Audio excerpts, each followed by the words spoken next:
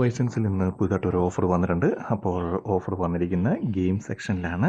ഇതിനകത്ത് matching story എന്ന് പറയുന്ന ഒരു പുതിയ ഗെയിം വന്നിട്ടുണ്ട്. അപ്പോൾ വൈസൻസ് പോലത്തെ സൈറ്റിൽ നിങ്ങൾക്ക് കറക്റ്റായിട്ട് നിങ്ങൾ ഓഫർ ചെയ്ത് കഴിയുമ്പോൾ പേയ്മെൻറ്റ് നിങ്ങൾക്ക് കറക്റ്റായിട്ട് കിട്ടുന്നതായിരിക്കും. ഓരോ ലെവലിൻ്റെ അനുസരിച്ച് നിങ്ങൾക്ക് അത് എമൗണ്ട് കറക്റ്റായിട്ട് കിട്ടുന്നതായിരിക്കും.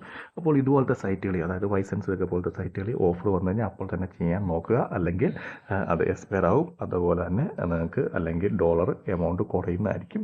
ഇതുപോലെ ടൈം ബക്സിൽ വരുന്നതിനേക്കാളും വ്യത്യാസമാണ് വൈസൻസിൽ വരുന്ന ഗെയിമുകൾ. കാരണം ടൈം ബക്സിലൊക്കെ നമുക്കറിയാം ബിറ്റ് ലാബ്സിനകത്തും അല്ലെങ്കിൽ ടോറോസിനകത്തൊക്കെ കണ്ടിന്യൂ ആർട്സ് ആയിരിക്കും. ഭയങ്കരമായിട്ട് ഇറിറ്റേറ്റിംഗ് നമ്മളെ ചെയ്യുന്നതായിരിക്കും. ഇറിറ്റേറ്റിംഗ് ആർട്സ് ആയിരിക്കും. പക്ഷേ അതുപോലത്തെ മെർജിങ് ഗെയിംസ് അല്ലെങ്കിൽ ഇതുപോലത്തെ ഗെയിംസിനകത്തൊക്കെ ആർട്സ് വളരെ കുറവാണ്. അതുകൊണ്ട് തന്നെ നമുക്ക് അത്ര ഡിഫിക്കൽട്ടായിട്ട് തോന്നത്തില്ല. ഏകദേശം $102 ഓഫറാണിത്. ഇപ്പം ഫസ്റ്റ് ലെവൽ തന്നെ ഞാൻ കംപ്ലീറ്റ് ചെയ്തെന്നൊക്കെ ഇവിടെ കാണാൻ സാധിക്കുന്നതാണ്. ഫസ്റ്റ് ലെവൽ കംപ്ലീറ്റ് ചെയ്തതിൻ്റെ. അപ്പോൾ അത്ര ടഫായിട്ടുള്ളതൊന്നുമല്ല. നമുക്ക് പെൻഡിങ് ആയിട്ട് കിടക്കും. അതിനുശേഷം ആ എമൗണ്ട് നമുക്ക് ക്രെഡിറ്റ് ആകുന്നതായിരിക്കും.